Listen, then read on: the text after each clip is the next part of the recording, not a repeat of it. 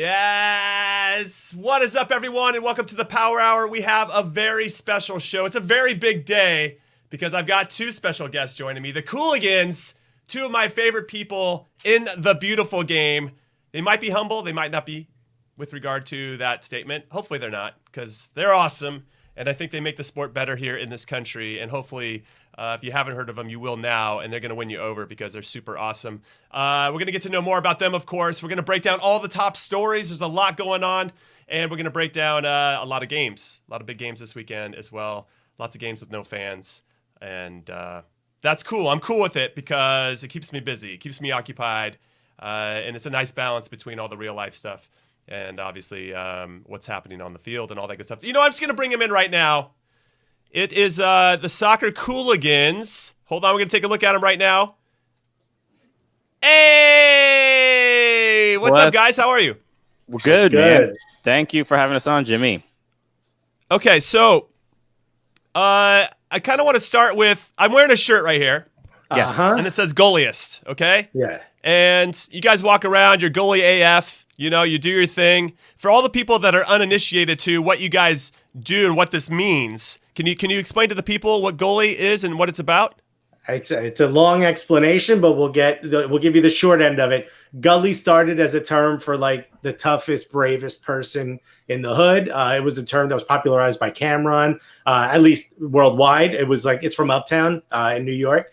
And we just took it to be like, we're going to do it in the soccer world. We're going to say the things that no one else wants to say. We're going to have the interviews that no one else wants to have. And we're always going to sort of stand by our word and behind our word.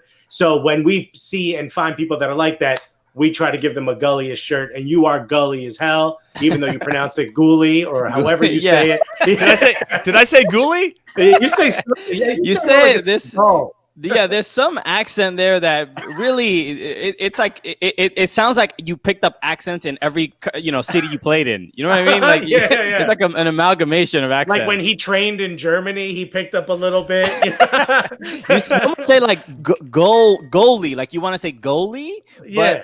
So it's a gully. Yeah. Gully. Yeah.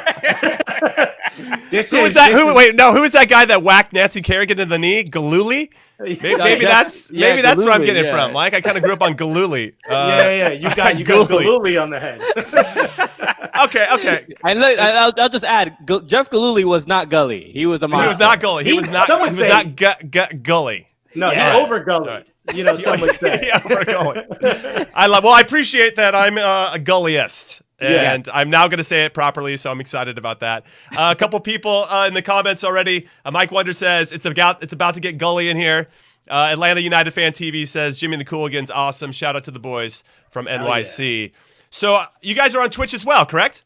Yes, we are. Yeah, we've been. I'm basically you. I have all the equipment on this computer that I've been doing everything on. And Christian is basically our production house, and I show up, I complain about the audio, and then I yell.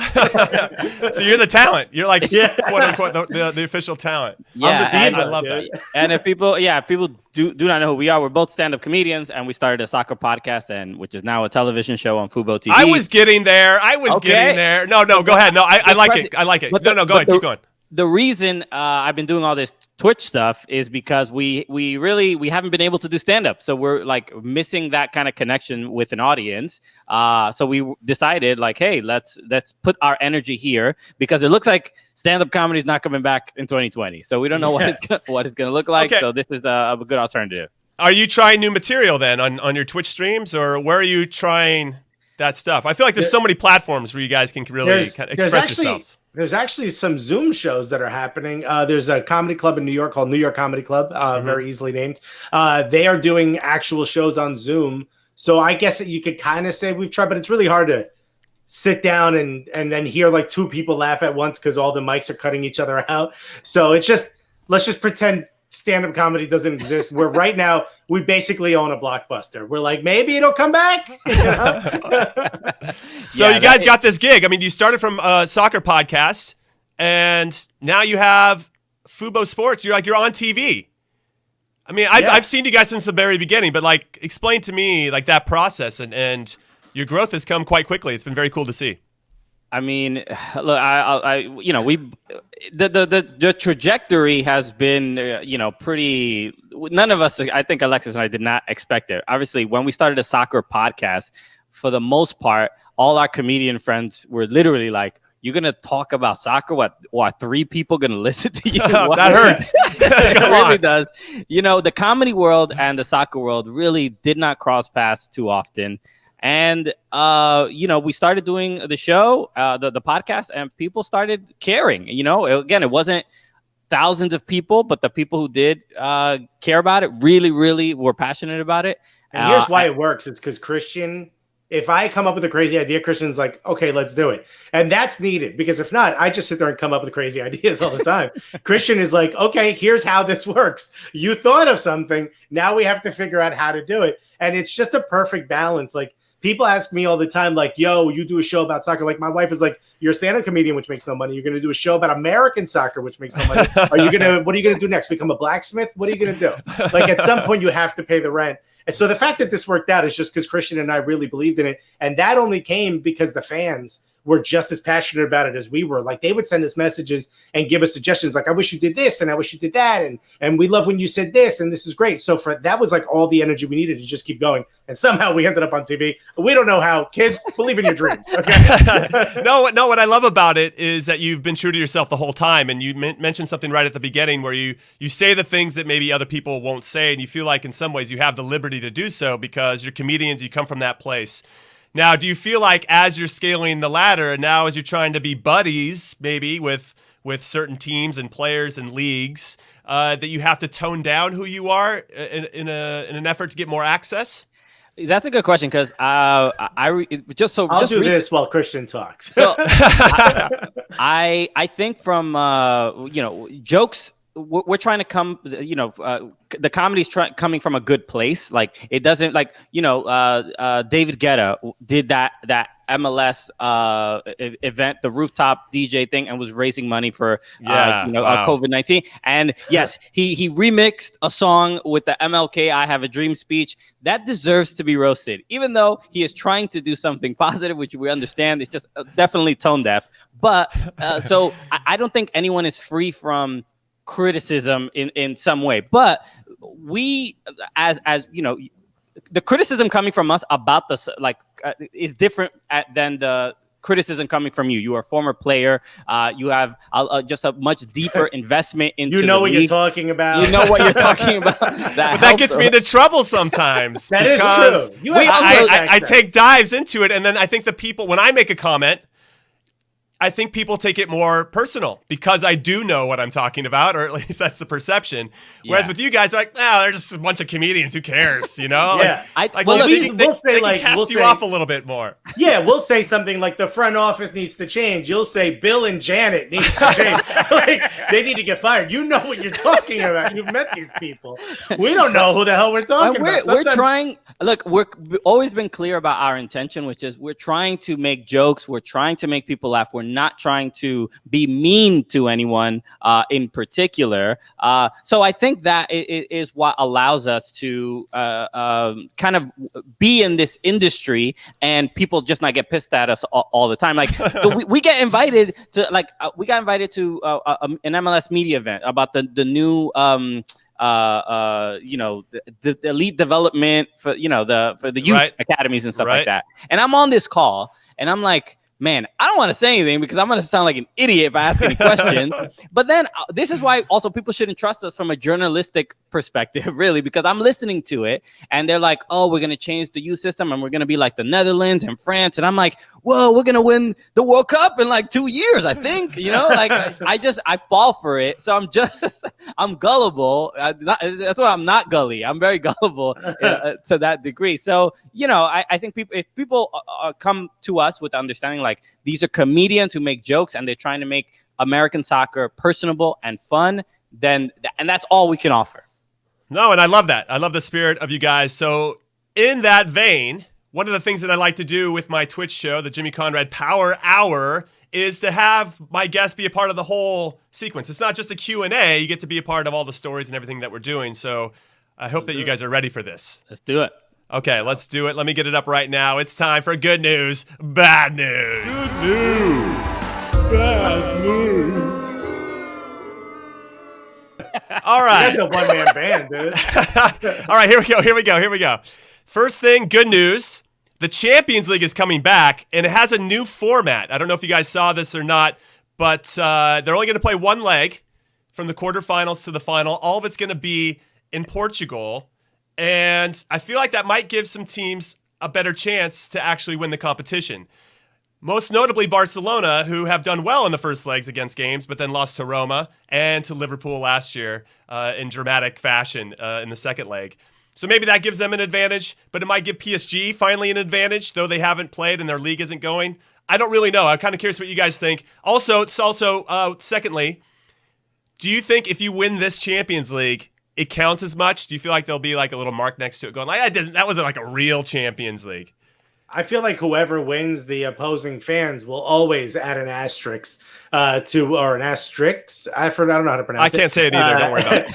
That's why I said little mark. They're going to have that no matter what. I think this is better than the other proposed format, which was, can we just give it to Messi? Which I'm glad that got struck down. Yes, and I think there will always be that asterisk. Because look, Liverpool, it won't count. I know they're gonna win, but and I'm not speaking from any bias at all. Whoa. But it doesn't count for Liverpool, and it's a shame. But maybe they'll win it next year, legitimately. Okay, but do you think any competitions? Well, I think with regard to the league, Liverpool is 2 games away. So your bias aside, I think they deserve to win it. But with regard to the Champions League, you win this one, it's not going to have the same weight. It's like winning the MLS's back competition. Yeah, they're giving you, I don't know, CONCACAF Champions League spot, but I don't know. It just feels, in fairness to them, every sport has to deal with this. This isn't a knock on MLS or the Champions League, and they're just trying to figure something out to salvage what's salvageable. But it's. I wonder when we look back on it in 20 years, they're like, no, that one doesn't count. If the Knicks would have won in '99 when it was a shortened season, I would have paraded just as hard. Who gives a shit? Just because the Knicks won anything. I think it doesn't matter in the end. I think the only people that are going to hold on to it are if Liverpool wins, Everton fans, or if Barcelona fans, then Real Madrid has something to say about it. Yeah. I think in the end, winning a Champions League, as long as the check don't bounce, congratulations, baby. Yeah, I think there's a weird double standard here, but I think if like a dark horse wins the Champions League, it will mean something. But if it's Barcelona, Real Madrid, then Man City, then it won't mean anything. So it just is what it is. But I think we're going to look back on 2020. Look, let's just make it out of 2020, man. That's yeah. So we'll just call it an anomaly year. I guess that's what we're going to go with. All right, outstanding good news. Let's talk about Timo Werner. Just got announced going from RB Leipzig to Chelsea. I know neither one of you guys support Chelsea, so you're probably not happy about this. This is big moves for them. Secondly, again, I have another second part to this. I don't think this helps Christian Pulisic in particular, and that does directly impact us in our love for the sport, especially U.S. men's national team.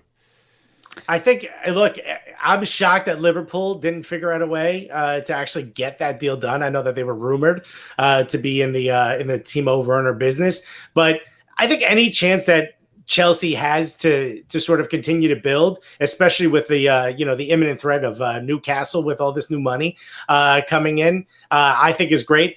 Does it suck for Christian Pulisic? Yeah, but hopefully he gets sold to a team where he's actually going to start and play more. Didn't they also want what's the guy's name? Havertz? Kai Havertz, yeah, Havertz, and they also wanted the coach from Leverkusen, if I'm not mistaken. So. I mean, who knows? There's a lot of change happening in Chelsea, but this is my issue with American players going into the Premier League. They never go into one of the stable clubs. It's always the clubs. Like when Altidore went to Sunderland, you got Di Caino or whatever the dude's name is as the coach. Like none of it is stable. It's like always, who cares about the money? It's like, go play anywhere. Just win a World Cup. We don't give a shit if you're on, Manchester United. We don't give a fuck if you win the Premier League, dog. All right, well, go ahead, Christian. Go ahead. Yeah, I was just gonna add like I forgot. I don't know how to pronounce his name, but from Ajax, they also got the. Ziyech. Yeah, Ziyech. So Chelsea, when you think of whatever, if they have a front three, look, if Pulisic could just make it to the starting lineup, he will be a hero. So, and it'll just show the progress that he's made. And when it comes to hearing the positive things about him, I think he's already shown he already has a hat trick in the Premier League. He can hold his own if he's just not injured. I think he can hold his own amongst all these new signings. Gotcha. Okay. Well, let's move over to bad news then, because it's somebody that I think, well, maybe it's good news for Chelsea, but it's David Luiz, because they got rid of this guy and he has been an absolute train wreck for Arsenal. Did they? I think he's still playing for Chelsea. That's fair. That's a good point. I remember Arsenal getting him. I'm like, I don't think that solves any of their problems. In some ways, I don't think he's playing in his best position. I think he's more of a defensive midfielder, even though I don't think he'd protect the back four. I don't really know what his best position is. He's a tweener, but that seems to be the Arsenal way. You just sign a bunch of guys that don't really have clear-cut positions and then try to mold them into something and then get fourth, right? But I don't even know if they're going to get fourth this season. David Luiz is pushing for a 2-year deal. They want to give him a 1-year deal. I saw you, Alexis, talk about this. What do you think about David Luiz? And people are saying he should come to MLS. Like, no, he should absolutely not come to. He's not good enough for MLS. A 2-year deal to do what? He's barely a center back. He's barely a defender now. What is he going to do in a year and a half? He's lost a step since we bought him, which is him having lost 2 steps from when he already played at Chelsea and had to go to PSG. The guy's not good enough to be on Arsenal. Maybe he's good in the training ground or in the dressing room. I don't know. But does he have salacious photos of Mikel Arteta? I don't know. Why are you here as an Arsenal fan? You took all the credit for the failure. Thank you for doing that and standing up. Now's your time to pack your bags and go home. Consider that red card. You're done for the season. Please don't come back. We got some that's strong words, and I love your energy behind it. We got a couple comments. Creator K says he's better in a back 3. Potentially, but as the 4th defender standing on the sideline? He's not good enough. We got Timmy Dino says he's better in the reserves. JP says David Luiz was already bad at Benfica. I think there's a place for him. I don't think you put him in your 11 because I think you can recognize he has talent. I know him to be a very sweet guy off the field. I'm sure he's incredible in the locker room. But for whatever reason, he's just such a liability on the field so consistently. I just marvel at the fact that managers will look at him. A lot of good managers too, by the way, and say, "Yep, you know what? He's going to solve our problems. He's our way out of this." He gets a red card every 6 matches. Get off the field. It's crazy. And if it's not me saying it, it's the official saying it by showing you a red card. Well, he has those highlights in the World Cup. I mean, the free kick and those can create a career. Those can give you huge contracts if you just have a good showing there. All right, let's move back over to good news. Napoli wins the Copa Italia. That's a pretty big deal, guys. Maurizio Sarri, in particular, losing to his former club in a big final. He's yet to win a big trophy with Juve. Or has he? Did he win something? No, he didn't win it, right? This is his first season? First season. Yeah. First season, yeah. It's all a big blur for me, guys. But 2020 does that to you. This is important, I think, for Napoli in particular and for Gennaro Gattuso, who beat Lazio, Inter Milan, and Juve on the way to getting this trophy to really kind of cement that they are someone and a force to be reckoned with. How important, or I don't know how much you guys follow Serie A, but this is legit. I mean, I do love it. Yeah, I was just gonna add, Gattuso is sometimes maybe good, sometimes maybe shit. Yes, you gotta love him. You gotta love that. Just for that alone, he deserves this trophy. I love it because Napoli is from the south of Italy and they get no respect from the north. All the best teams are in the north. This is similar if you're a Bundesliga fan to an East German team winning, which is rare, not called Red Bull, which is just rare. And it's from someone from the hood. It's nice to see. All right, let's throw it over to bad news because it's in the same vein. It's Chucky Lozano, Mexican international, who a couple days prior to this game got chucked out because he wasn't working hard enough. I don't really know where to go with that. Ultimately, then Gattuso is a hard ass, and I love him. There's a certain standard that he wants to see at practice. But I don't think you throw out a guy for just one time. I think this is a buildup where you really have to send a message that you either have to pick up your game or you're out of here. I don't expect Lozano to be with the club next year.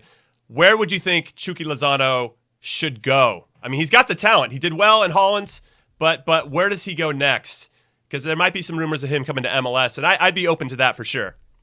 I mean, the kid could score. So, yeah, I'm more than happy to have him in MLS. And, I don't know, come to NYCFC. We could use some goals.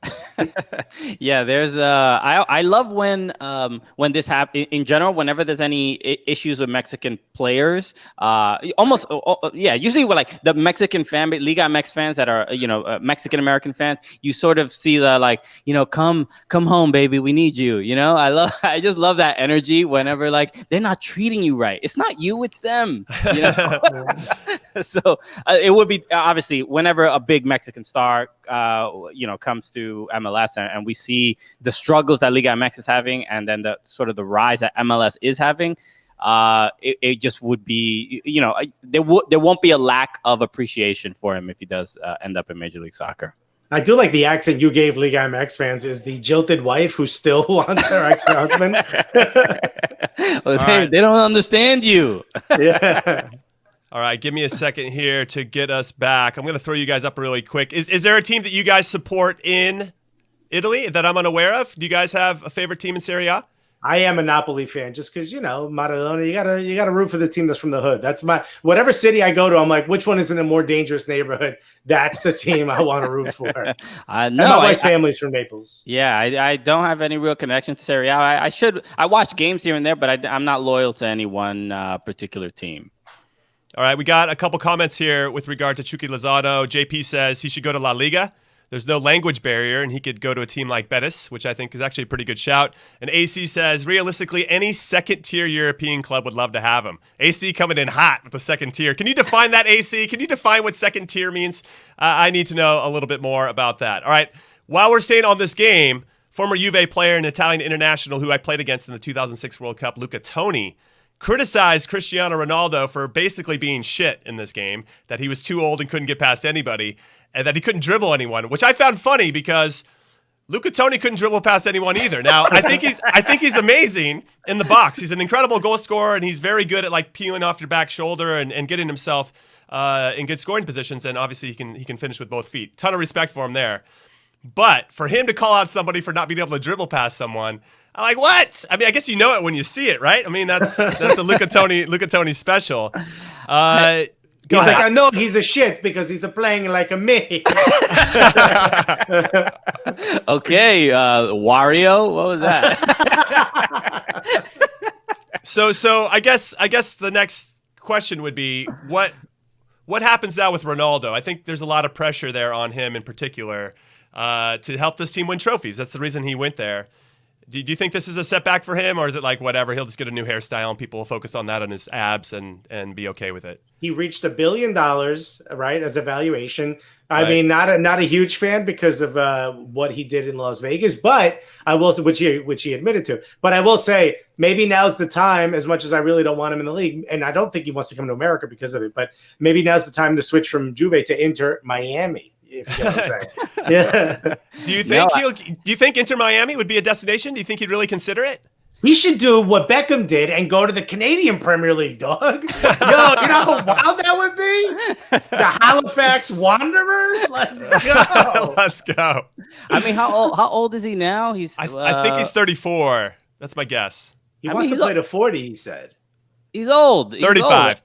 He's 35. Yeah, he's old. I don't see how much longer he's going to play. I don't know exactly how much he's going to, like, just physically. I mean, he's still a gifted player, but I don't know what he really has to offer. And realistically, I think he's just going to be too much of especially if he plays in the U.S., it'll be a huge issue. I mean, whether it's either fans upset, protests, people are not fans of him in America. I mean, after what, the whole case and everything. So yeah, so that's what I wanted to say. I mean, if he comes to the U.S., I mean, he could potentially be in trouble and get arrested for the sexual assault that he quote unquote denies, but paid a settlement for. So you tell me what's happening there. Police officer, yeah, right. But that's why I think, look, odds are he'll probably go somewhere like Liga MX, to be completely honest with you, something like that, where it will be sensational and maybe they will look past some of those things. Okay. I don't know. But what does he have? Why does he want to play? I think he should end his career at Juve, to be honest. Look these people have nothing else. There's not that many Jimmys, okay? All they want to do is play soccer. When they're look at Messi. Look at a photo of him not playing soccer. He looks like a lost child that you found at Macy's. Like they don't know what to do when they're not playing soccer. It's all they know. Oh man! All right, one last one. Bad news. Leroy Sane says he wants out of Manchester City.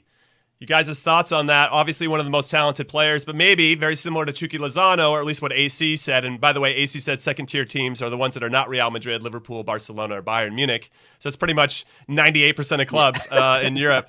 I think that Sane was so close to going to Bayern Munich before he got hurt. Maybe he just wants to go back to a country where he speaks the language as well and feel more comfortable there. And obviously, you guarantee a trophy if you go play with Bayern.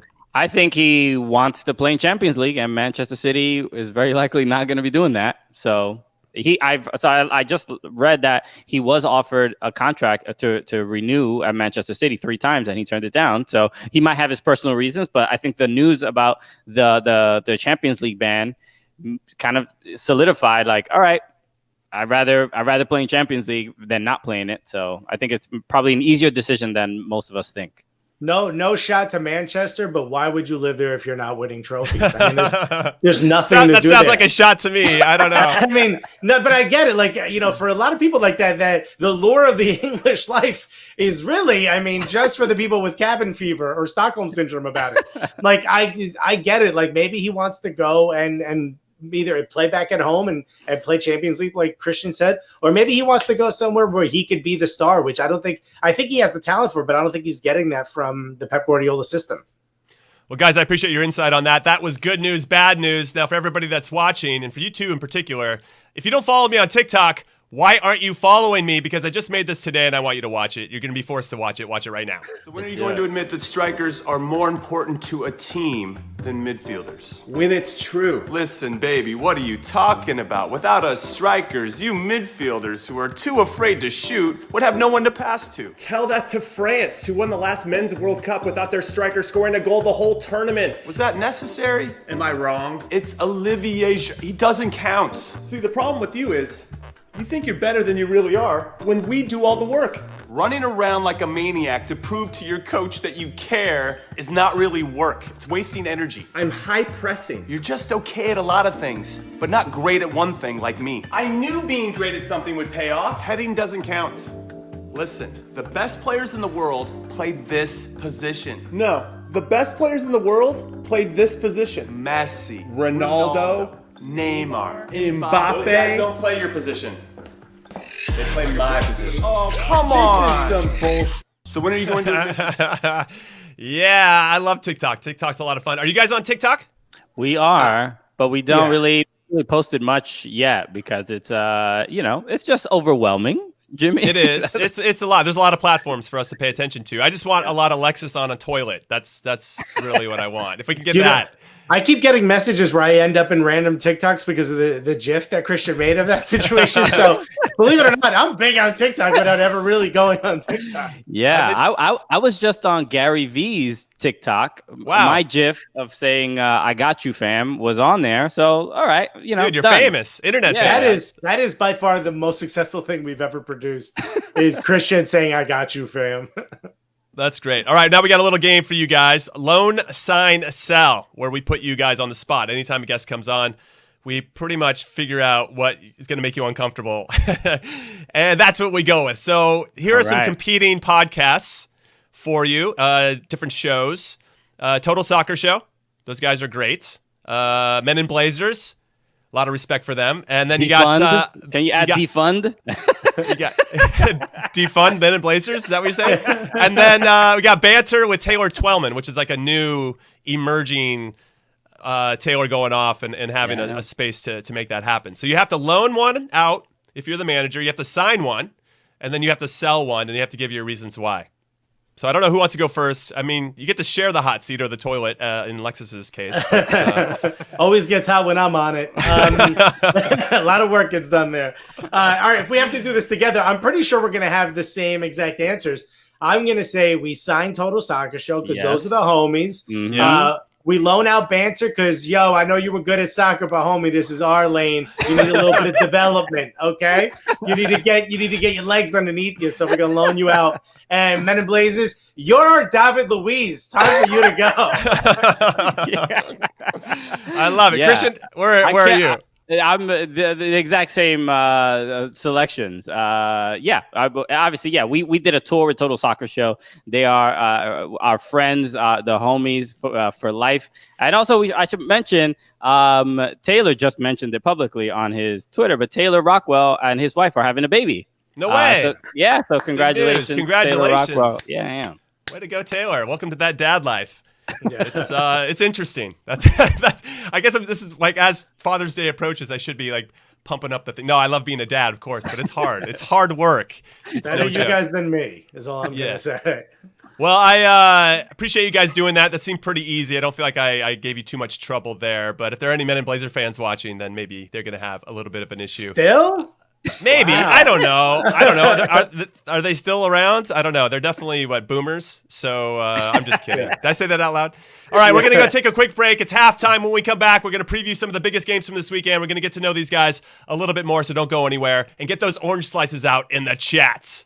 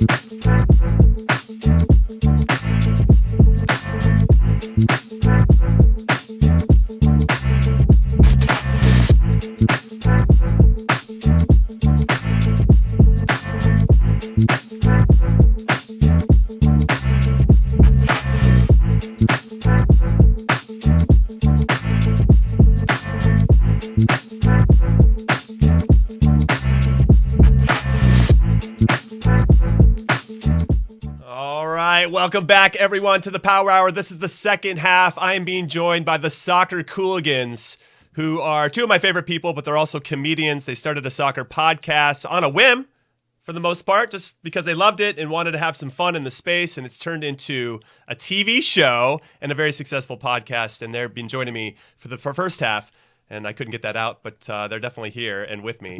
Alexis Guerreros and Christian Polanco.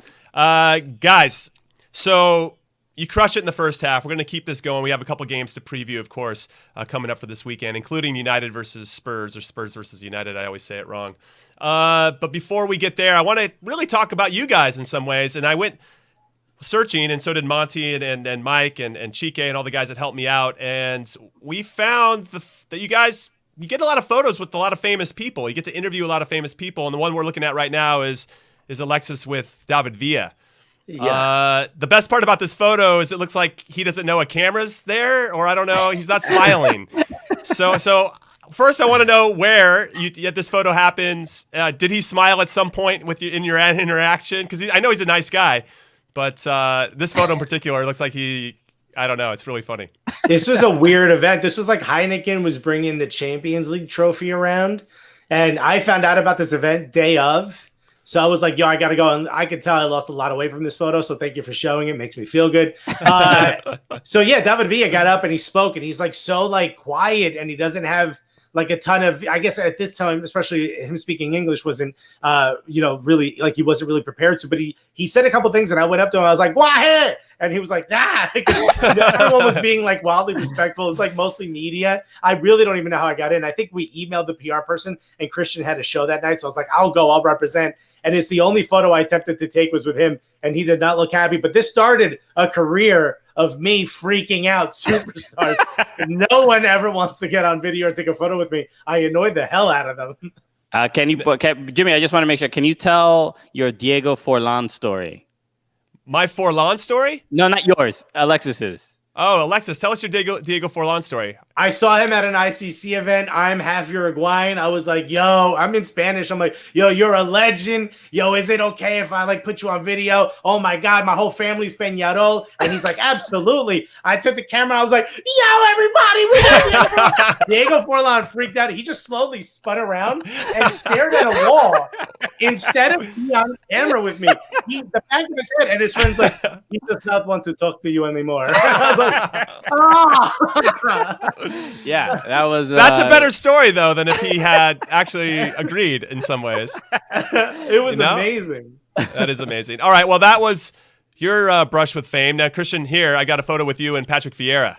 Yes, this was absolute beast. Yes, this was at an NYCFC event where they had like a Q&A. This was in Park Slope in Brooklyn, where I've done stand-up in this exact room for NYCFC fans as well. This was on a different day. But yeah, this was like the first time I got to really kind of have a conversation with him. Just quick story. I asked him to do our podcast right before this photo was taken.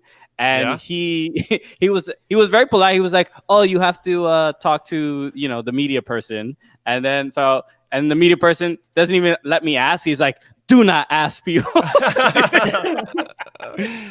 That's amazing. Well, okay, we parlay those two, which is awesome. Patrick Vieira. Actually, I have some follow-up questions on that because you guys are both NYCFC fans.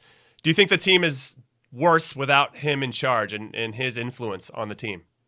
The reason I like having him around, one Arsenal fan, he was an Invincible and captain of the Invincibles, but also just there's something about having a legend like that tell you as a player in MLS what you're doing that I feel like he earns a level of respect immediately. He's validated immediately, where the next guy, Dome, there was a little bit of a sort of a different attitude towards someone like him. The guy who's in there now, Delia, same thing. Like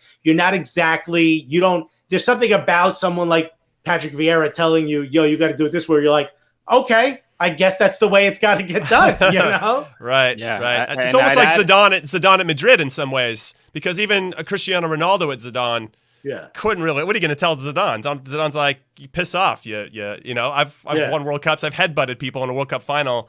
Back off. Yeah. And there's just something. Patrick Vieira had I didn't pay attention to him when he was at Arsenal. I knew him more as the coach of NYCFC. And when I was, every time I'd been around him, I'm like, you just want to follow this guy into battle. Like there's something calm and comforting. And it feels like true leadership when he is having a conversation with you. So that is the thing. And to that degree, I would say like NYCFC is worse off. But when Dome did arrive, I think he did a good job. And the team, they won the Eastern Conference title. We saw them in Champions League, and so that is, there's something to be said about that. He did earn that on his own.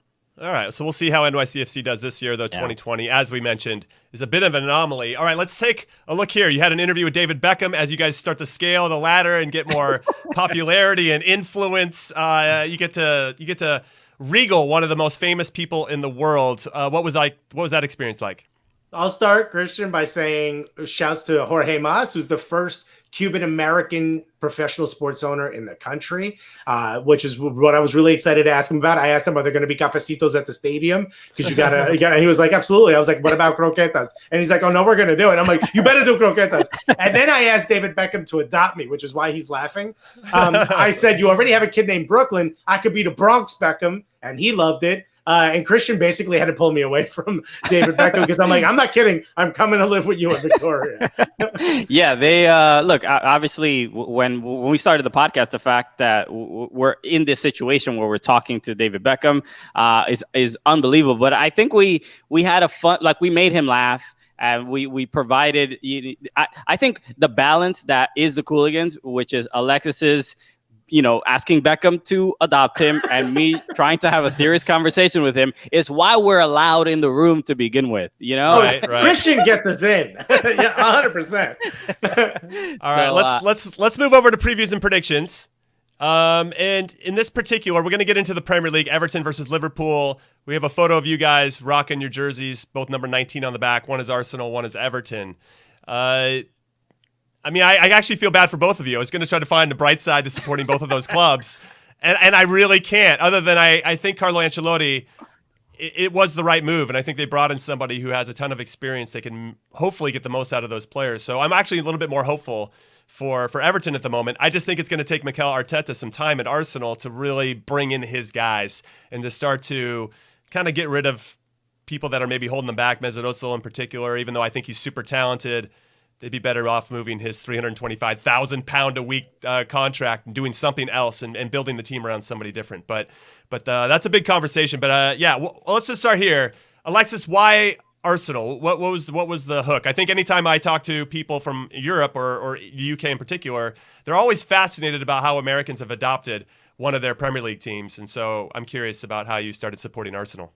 When I was a kid, they only showed two teams on tape delay, which was United and Arsenal. We didn't have NBC Sports at the time. I didn't have cable. We stole cable every once in a while, but every Friday they would scramble it. So it was really hard to find the games. So there was a bar that a lot of our friends, when we would ride bikes and stuff, we would walk in and get, they would be open during the day because they would be showing Arsenal or soccer games. And there was mostly Manchester United fans, a lot of Irish guys, and they would all make fun of us. So a lot of us picked Arsenal to make fun of them back, just to be like different. And one of the guys got me an Arsenal jersey when he came back from Europe. I mean, these guys didn't know who we were. They were just being kind by, sort of busting our chops. And it was cool. And from that moment on, I was instantly an Arsenal fan. But I'll say this, like, as time went on, it just kept getting better and better to be an Arsenal fan. And then the last 10 years have happened. So I actually think our Mikel Arteta is going to be our manager for the next 20 years. That's what I believe. I believe he's the next Arsene Wenger. But I do believe that right now, Everton are in a better position because they don't have the wages and they have Carlo Ancelotti. And I think they're in a position where they're going to start to build slowly, a lot like they were doing when they had Moyes.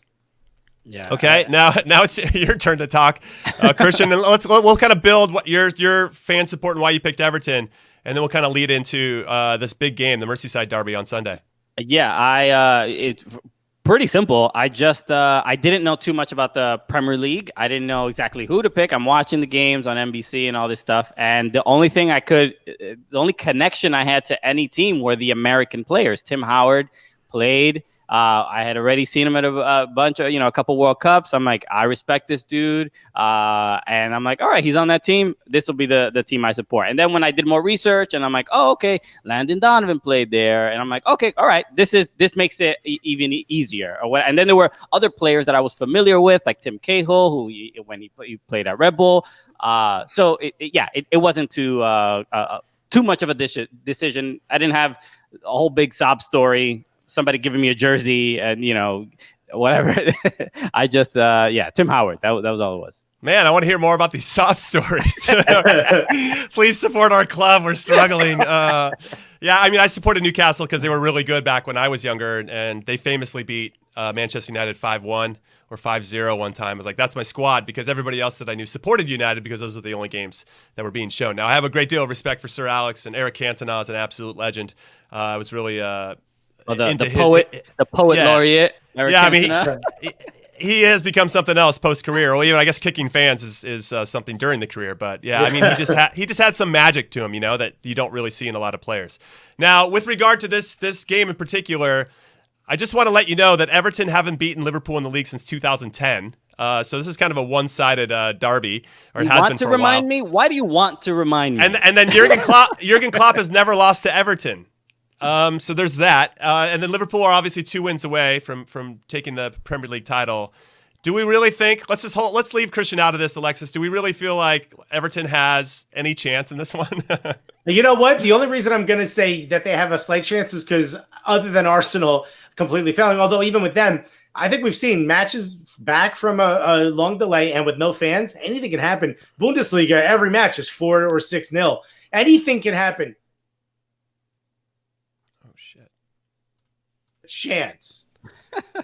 No, but look, most of the Merseyside derby is usually a 1-1 result. It's usually I'm not even going to say chippy necessarily, but Liverpool doesn't play their best when they play against Everton. But Everton usually does not play well when they play against Liverpool. We'll see who makes less mistakes, but I don't expect Everton to win this game. If they get a draw, I would be more than proud of those toffees if they do that. No, that would be a pretty big deal. We got a comment from Nabza who says that Everton is going to beat Liverpool 5-0.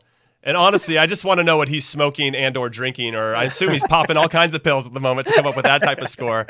I mean, Yerry Mina is going to be out with an injury. Theo Walcott is out with an injury. I just think that Everton has a lot of work to do. We see Cheapscat jumps in there with 1-1. What do you guys think the prediction's going to be?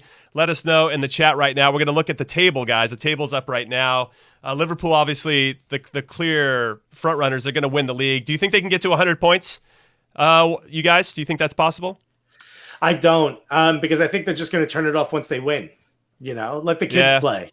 Right. Yeah, same here. I don't see where the incentive is, and especially after, again, with no fans, we've spoken to so many players that are like, it's not going to be the same. So the incentive is not going to be there, I think. So, And then with the top 4, let's just talk about Arsenal then. You guys are in 9th, Alexis, just really quick. Coming off a crappy performance, David Luiz did not help.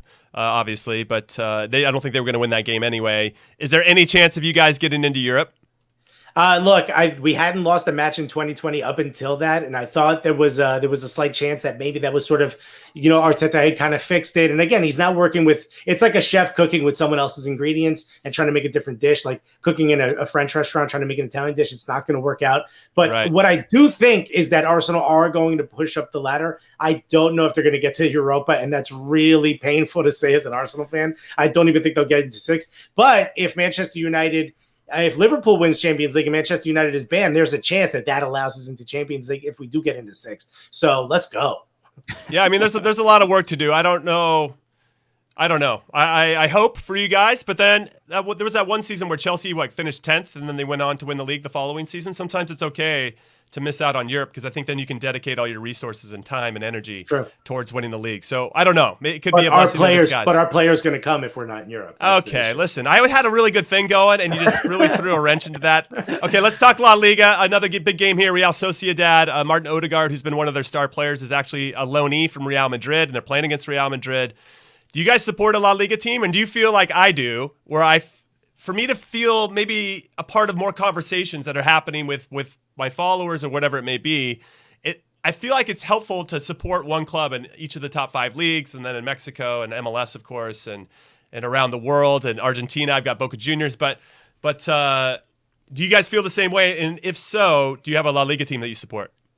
I don't have a La Liga team specifically that I support. I like the Rayo when they were up there just because for what they stand for and the fact that they help out their community and stuff. But I do prefer to see a team that's not Atletico, Real, or Barcelona win. So seeing something like Real Sociedad actually making a push for it is kind of dope. These are the kinds of things that I think I want to see more out of La Liga because they do have some pretty good parity, but it seems like it's only those 2 teams that ever win. So it's nice to see something else happen. Yeah, the main team I was zeroing in on who to support was Betis, and because of Junior Firpo. Junior Firpo is Dominican. I am Dominican. I'm like, this is the best. He is the best player in La Liga. I will support him till the day I die. He is never going to leave that team, and boom, Barcelona signs him. But the fact that once when he was playing for them, started looking him up and everything. I'm like, yo, this is a very interesting club with a lot of history. So I would say that would be the closest team as far like I haven't gotten a kit yet, but Real Betis will be my team. Yeah, what about Mariano, who plays for Real Madrid? He scored in El Clasico before everything got shut down. You're a fan of him, I assume, because he's Dominican. He is Dominican. Yes, he is Dominican also, but he's also Junior Firpo. Also, they won't represent the Dominican Republic in CONCACAF. They want to. They consider them. They basically become Spanish citizens, and this is what angers me. Junior Firpo, he plays for the U20s, I believe, for Spain, and so you understand. I get it. Like he's gonna get his chance to play for the first team. But Mariano, bro, come on. Represent the DR in CONCACAF. Beat Cuba. You know what I mean? We can't even beat Cuba. I know. It's amazing. So that's what. Please don't come, Mariano. So that's what frustrates me. But it is cool, like to see that kind of representation of my culture and what I grew up with in at these top teams is something I never thought I would ever see. Mariano did get a photo with the guy from Romeo from Aventura, so that's as close as it comes to basically being on the Dominican national team. No, this game will be interesting in particular because Sociedad has been very good. They have a lot of players under the age of 25 that are dominating, and obviously if Sociedad can get a result, or La Real as they're known, that would go a long way to helping Barcelona. So I'm curious to see how this one's going to play out. But as we learned in the Bundesliga, it doesn't matter if you play home or away. It doesn't seem like there's any advantage. We see a lot of away teams getting results. So might as well play it in Portugal. Yeah, and let's be honest, Madrid. That's true. We can do the Champions League in Portugal. Madrid just smoked Valencia yesterday, 3-0. Karim Benzema scored an absolute banger. That goal was crazy. Yeah, it was a very good goal, and so I think I tipped Madrid in this one. I will say though, I don't know if you guys know this or not, but I'm an Atleti supporter, Atletico Madrid. Why I love them in particular is because as much as I have a ton of respect for Barcelona, I was never as good as those guys were. So I don't think I could ever play for that team. Not to say that I feel like I need to play for a club to want to support them, even though I think I could start for Newcastle right now. It's a different conversation. But and then Real Madrid, obviously a ton of respect. Again, there's so much quality there and had the chance to play against them, which was really neat. But Atleti was more my personality, fight and scrap and earn everything that they get. And so something about their style and Diego Simeone, their manager in particular, really drew me in. And so I'm an Atleti supporter, just as a fun fact for everybody. By the way, of course we know you're an Atleti supporter. We've seen your FIFA season videos on YouTube. Oh, yeah, of course. Dog. Manager Eno, baby. I love that. Great shout. And we also, we at MLS All-Star, we were at the press conference with Diego Simeone, and we got to ask him questions. And that my first impression of him was like, yo, this dude is serious about his philosophy on football, and he is not interested in other people's opinions on how the game should be played and how his style should differ or whatever. So a lot of respect for that man. Yeah, he is super intimidating. Yeah, he looks like he's there to pick up a bet, like a debt. I mean, that dude is hardcore. All right, let's take a look now. Go to the Bundesliga really quick. RB Leipzig, who just sold Timo Werner, even though he's going to play out the season. Tyler Adams, U.S. men's national team player, is there as well. They're hosting Borussia Dortmund. This is a big one, even though Bayern Munich have won the league for the 100th straight time. There's still a battle for Champions League spots, and the higher you finish, the better the seeding potentially. So this is a big one against two teams with a lot of talented players. And for us in particular as Americans, you got Gio Reyna playing for Dortmund, and as I said, Tyler Adams playing for RB Leipzig. Are you excited for this one, guys? You've been watching a lot of Bundesliga since they were ahead of it? Yeah. We've been on Twitch, kind of calling the games on second screen, and that's been really fun. And we called a couple of Dortmund matches. But yeah, I'm excited about this. I hope Gio Reyna, one, doesn't get hurt before the game starts, and I hope that I hope he starts. I think now that the Bayern has won it, I think there's less pressure to try to chase the title. Give the younger players a bigger opportunity, and this would be a huge game for him if he did start. Same thing with Tyler Adams. I hope he starts as well. Yeah, I just want to see the Americans play well and continue to do well, especially someone like Tyler Adams, who I think a lot of people are still kind of questioning how or why he's at that level that he is. Gio Reyna seems to have a lot more buzz. Tyler Adams, I think, has a lot of skill, and I want to continue to see him develop. So, yeah, I'm going to watch it just for that. Yeah, no, I'm excited. We're showing the table right now, and Dortmund's in second on 66 points. Leipzig is on third, 63. Bayer Leverkusen with Kai Havertz is on 60 and fourth. Mönchengladbach's right there. It's interesting times right now. For me, the Bundesliga is the most exciting part, is kind of who finishes 2nd through 8th as they fight that out. But what I find interesting, and I've been taking a lot of shit on social media because I've been calling out the Bundesliga for being kind of crappy defensively. And then I always get, we talked about it on your guys' show, and thank you again for having me on. But, you know, I once we rolled that clip again, I got another wave of haters going, oh, well, it happened in MLS, and then it happens every week. And you're like, dude, shut up. You know, like I understand it that, oh crap, I made a mistake here. But I understand that it's apples and oranges in some ways, but I just want to take time to highlight the fact that bad plays happen everywhere, and some of the defense has been so shocking.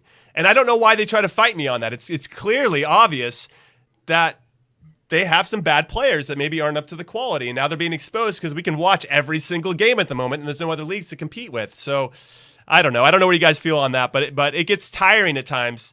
And I'm never going to stop defending American soccer and the fact that we have a lot of quality over here. But I think it's a fair thing to criticize poor play, and there's something, you know, MLS has been out, you know, gotten the short end of the stick when it comes to that on the world stage. So there's nothing, you know, there's nothing weird about criticizing MLS plays, but to say that it is bad because it's MLS is just not a sound argument, especially now as the quality of the league has improved ever since Jimmy Conrad left the league. So, you know. Whoa, what? That was unnecessary. That took a big jump. You have no idea how much I enjoyed that. Wow.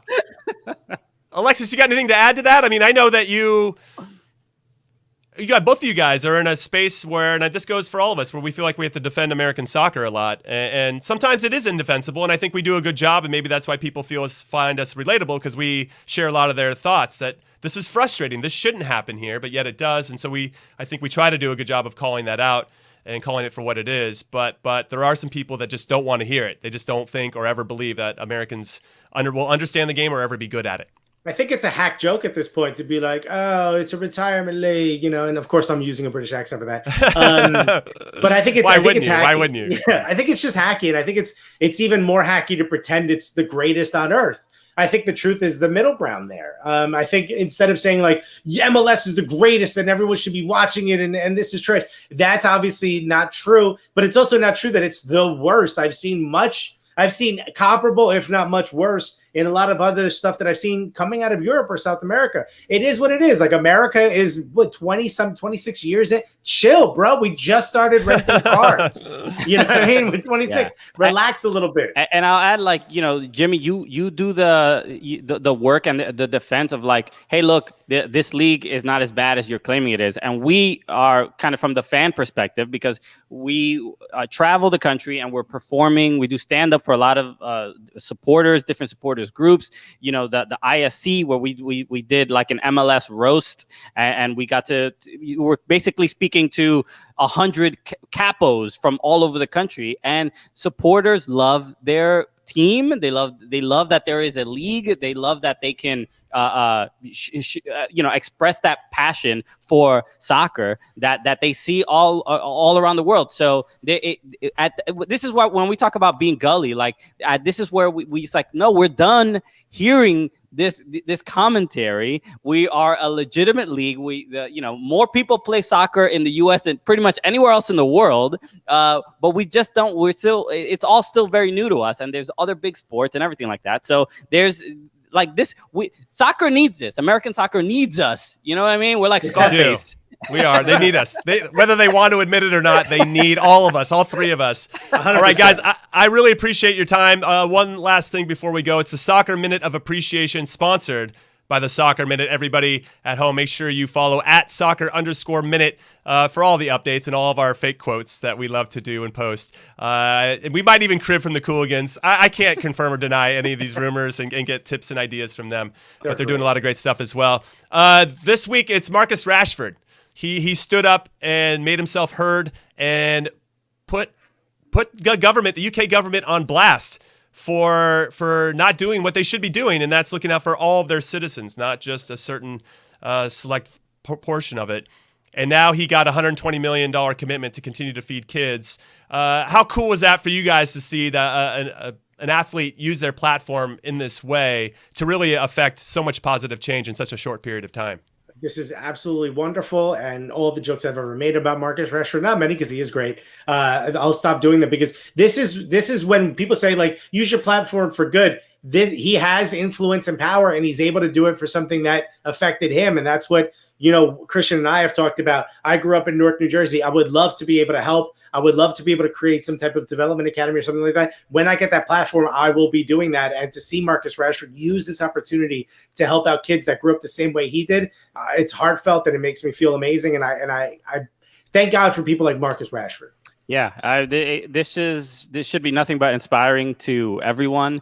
You would hope that there are people that are negative about it, but I mean, where is your heart? Where's your empathy for people that are poor or people that are struggling? And we saw today, it is Juneteenth, and the MLS players, the Black Players Collective, which is a new collective of players that are kind of trying to do exactly what Marcus Rashford is doing, and kind of affect change. And this is what it's going to take to have a positive influence on society, whether it's as far as dealing with poverty, dealing with racism. So you just have to applaud that man. So it's great work, and I think it's going to inspire like a lot of other athletes going forward.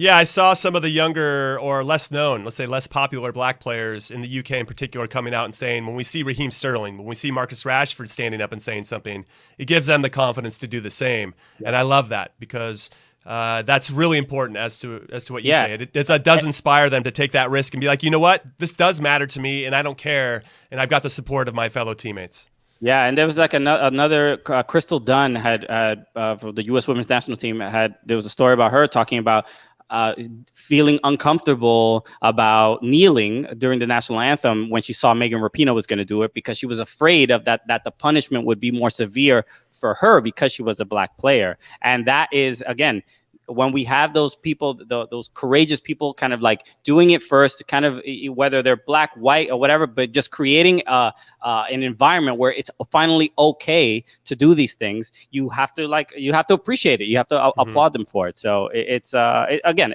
just a great thing. And I'm just happy with everything that's going on. Now, would you buy a Manchester United jersey with Rashford on the back because of this type of gesture, or is that too much? No, I'll buy kids lunch before I do that. I just can't buy as many. Yeah, I just can't buy as many as he took care of. The money that I would have used to buy that kit, I'll donate it to his cause. No, but if he comes to Arsenal, I'll buy a bunch of those kids. All right, guys. Well, before I let you go, can you please tell the audience what you're up to and where everybody can find you? Every Tuesday and Thursday at 8 o'clock on Fubo Sports Network. If you have a Fubo TV account, or if you don't, it's free. So get that. But Fubo TV is just also a great service.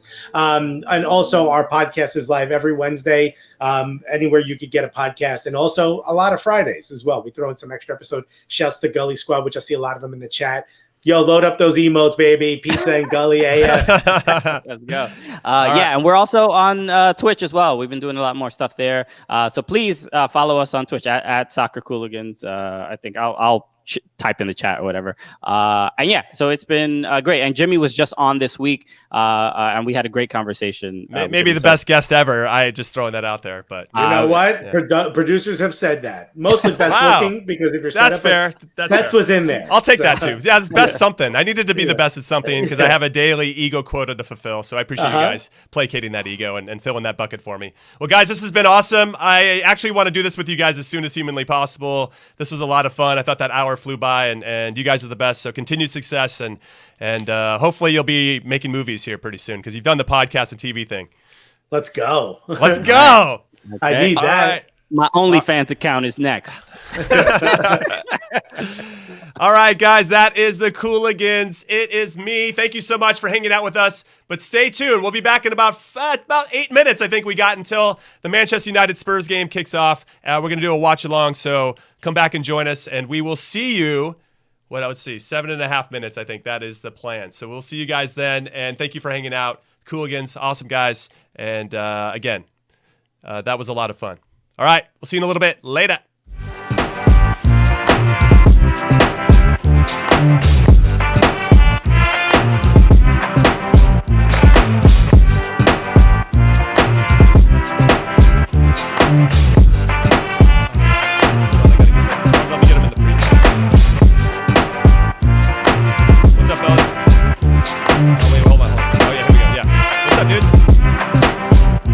Oh man, thanks for having me. You guys are great. That thing flew by. I was like, man, I'm just trying to move things along and keep it going. I could have talked to you for another hour, so I appreciate you guys' time. I know. You said like the game. I know. That's a good thing though. It's better to have guests that like say too much to have personality than once in a while. You guys know that. You live that. So, yeah. Cool. Well, all right. Thanks, guys. I appreciate it. All right. See ya later.